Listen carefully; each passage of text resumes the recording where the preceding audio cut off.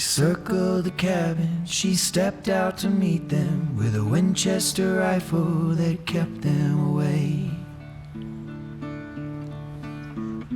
12 young Apaches on Calico ponies, leader among them on a white paint bay. He looked down upon her, sincere admiration. Many had fought him and many had died. Was she alone?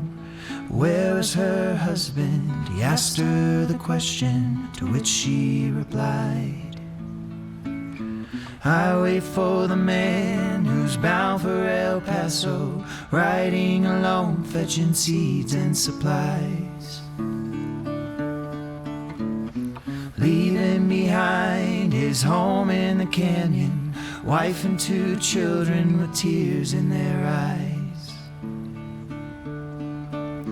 In a quiet saloon near Culberson County, an argument led to the end of a gun. From the boss to the traveler who did what he could to even the odds that were 3 against 1. A thunderous sound followed by silence. That traveler lay dead with a hole in his side.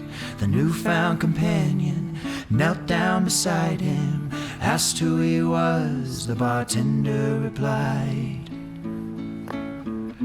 lying there's the man who was bound for El Paso, riding alone, fetching seeds and supplies. Leaving behind his home in the canyon, wife and 2 children with tears in their eyes.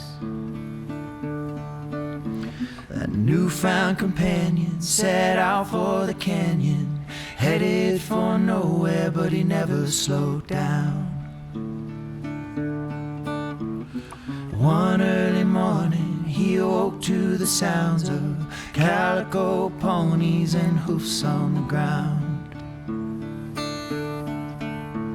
He fought for his life, but finally fell captive, certain he'd come to the end of his days. His fight was over, his fate was sealed by the will of the leader on the white paint bay.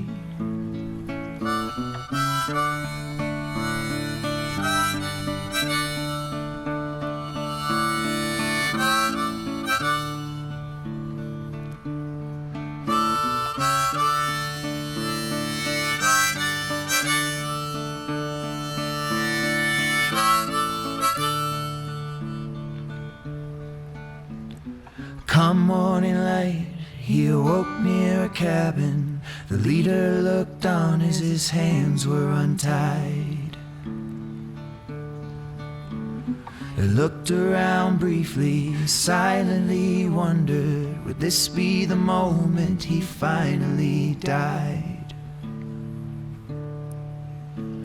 The cabin door opened, out stepped a woman, the Winchester rifle held close to her side. The newfound companion looked up at the woman. She asked who he was, to which he replied, I'm in debt to a man who was bound for El Paso, riding alone, fetching seeds and supplies. Leaving behind his home in the canyon, wife and 2 children with tears in their eyes.